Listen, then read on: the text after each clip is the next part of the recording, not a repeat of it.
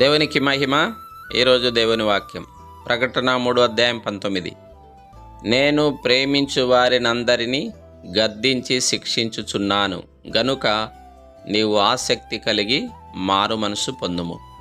మరి దేవుడు మనల్ని ఎంతగా ప్రేమిస్తాడో అంతగా శిక్షించి గద్దిస్తాడు. ఎందుకు అంటే మనము మార్పు చెంది జీవించాలని.